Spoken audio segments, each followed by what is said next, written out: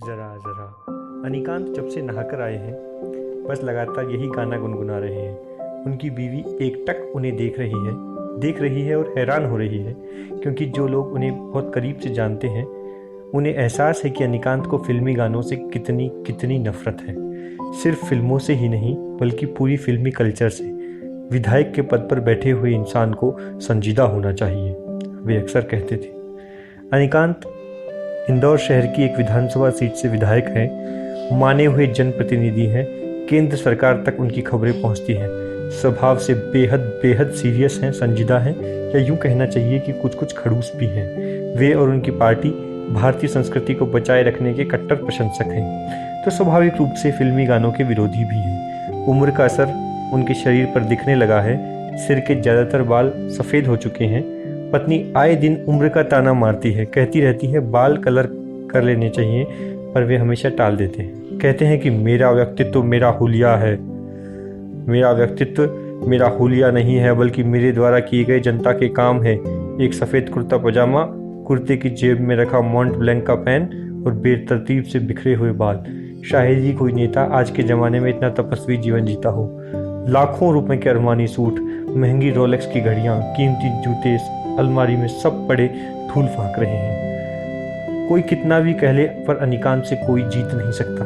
वाद विवाद में तो अनिकांत से वैसे भी कोई जीत नहीं सकता। विधानसभा से लेकर टीवी तक और सड़कों से संसद तक उनका वाक चातुर्य प्रसिद्ध है। अक्सर तीखे सवाल पूछने के लिए जाने जाते हैं। खैर, वापस आज की सुबह पर लौटते हैं। अनिकांत पूरी तल्लीनता से गाने गा रहे हैं और उनकी पत्नी उर्मिला, यानी कि उर्मी, एकटक उन्हें देख रही है। अचानक उन्हें महसूस हुआ कि उनके पति अनिकांत जी का चेहरा कुछ बदला बदला सा दिख रहा है। अरे, आज तो इन्होंने अपने बाल कलर कर लिए हैं। अपनी उम्र से 7 साल छोटे दिख रहे हैं अनिकांत, उर्मी ने मन ही मन कहा। अरे, आपने बाल काले कर दिए? उर्मी ने हैरान होकर पूछा। अनिकांत ने कुछ कहा नहीं, बस मुस्कुरा दिए उसकी ओर देखकर। फिर अचानक से बोले, उर्मी, मेरा इटालियन परफ्यूम निकाल कर रख देना, कल काम आएगा। चेहरा ताकती रह गई उर्मी अपने पति का। पूछना चाहती थी कि अचानक क्या हो गया है, पर उन्हें देखकर लग रहा था कि आज वो किसी तरह के सवाल और जवाब के मूड में नहीं है। एक अलग ही रूप था उनका जो उन्हें आज देखना था। अभी तक तो वो बस गाने गाए जा रहे थे। उनके चेहरे की चमक और गाने की तल्लीनता देखकर उर्मी उन्हें टोकना नहीं चाहती थी। 10-15 मिनट तक शीशे के सामने खड़े होकर खुद को निहारने के बाद उन्होंने अपना चिर परिचित सफ़ेद कुर्ता पजामा पहना और अपने ऑफिस चले गए। उधर उर्मी हैरान थी। जिज्ञासा उसे जीने नहीं दे रही थी, मगर करती तो क्या करती। ये मस्ती भरा मूड कई दिनों बाद देखा था निकांत का। बैठे बैठे सोफे पर ही दोपहर के 12 बज गए उर्मी को। अचानक उनका फ़ोन बज उठा।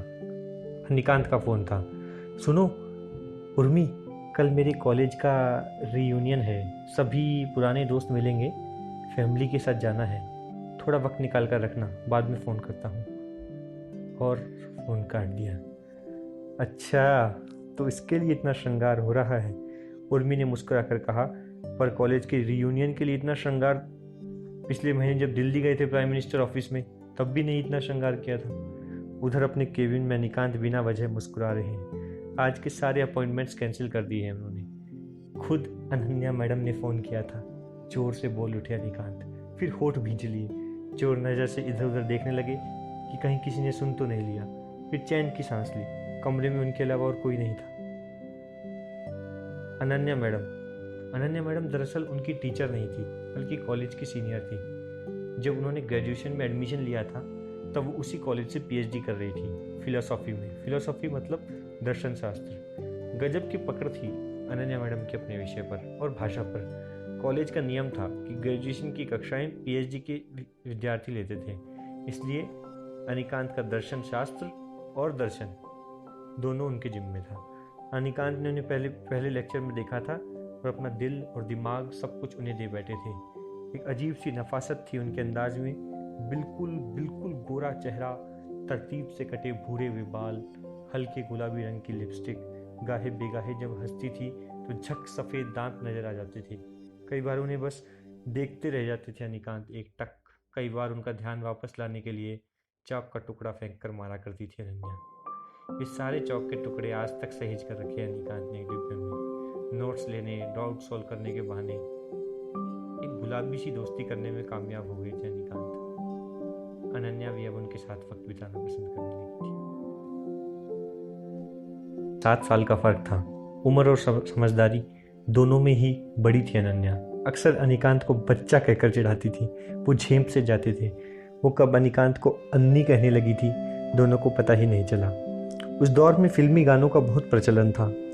वो भी जवान थे। अक्सर कॉलेज के जलसों में, पार्टियों में गाना गाते थे। तब सबसे ज़्यादा तालियां अनन्या ही बजाती थी।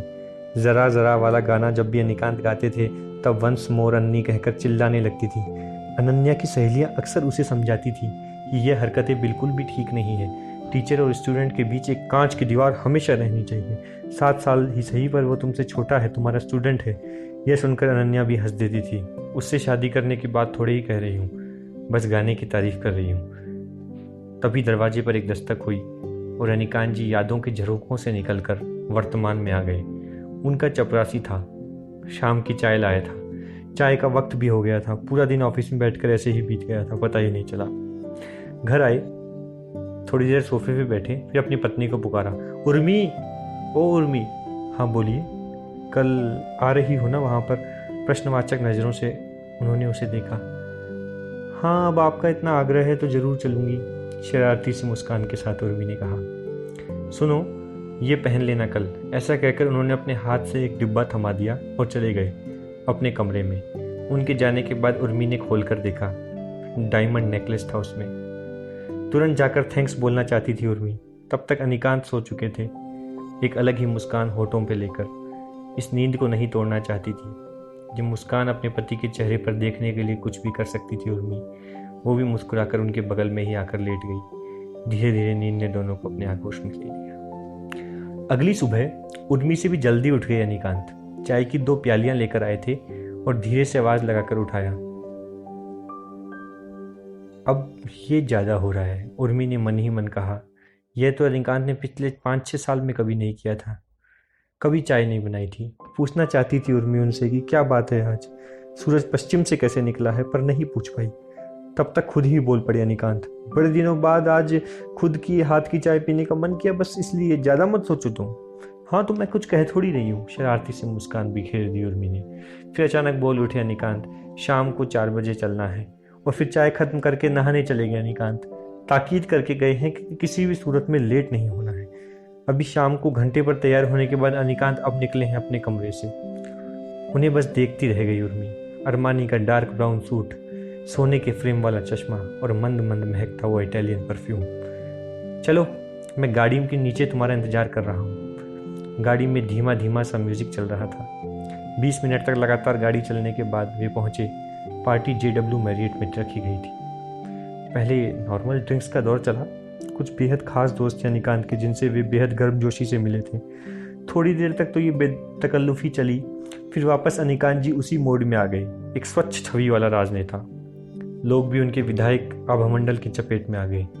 एक डिस्टेंस बनाकर बात करने लगे। गाहे बेगाहे अनिकांत जी का संबोधन आ ही जाता है। कम वक्त ये जी पीछा ही नहीं छोड़ता। पार्टी बेहद ठंडी हो चली थी। अनिकांत भी चलने के लिए घड़ी की ओर देखने लगे थे। सब कुछ ठंडा हो गया था। तभी एक आवाज आई, अरे अन्नी तुम। अन्नी।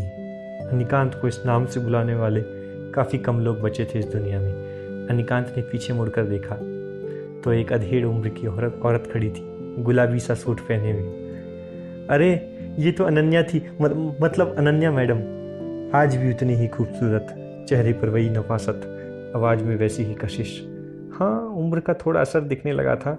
बालों में थोड़ी सफेदी आ गई थी, चेहरे पे थोड़ी झुर्रियां भी। किसी 5 साल के बच्चे की तरह चहक उठे अनिकांत। गाल भी कुछ कुछ गुलाबी हो गए। बहुत अच्छे लग रहे हो अनी, बस इसकी कमी है। और फिर बगल से गुजर रहे वेटर की ट्रे में से गुलाब का एक फूल उठाया और उनके कोट की जेब में लगा दिया। और फिर चहकते हुए बोल उठी, अरे गाना वाना नहीं सुना तो आपने अपने अनिकांत से? फिर फिस से हंस दी। उसके बाद अनन्या अधिकार पूर्वक खींच कर ले गई उन्हें स्टेज पर। हाथ में माइक थमाकर बोले, अरे वही वाला गाना अन्नी। और फिर सामने जाकर बैठ गई। अनिकांत नानुकुर करते रहे। 2-3 मिनट तक सब चलता रहा। फिर अनन्या ने फिर से कहा, अब नाटक मत करो अन्नी। और फिर अन्नी खुद को कैसे रोकते। और हवाओं में एक सुरीली सी आवाज़ तैर गई। उर्मी ने सिर उठाकर देखा। अनिकांत गा रहे थे, ज़रा ज़रा महकता है आज तो मेरा तन बदन, मैं प्यासी हूँ मुझे भर ले अपनी बाहों में ज़रा ज़रा। उस रात पार्टी रात के 1 बजे तक चली।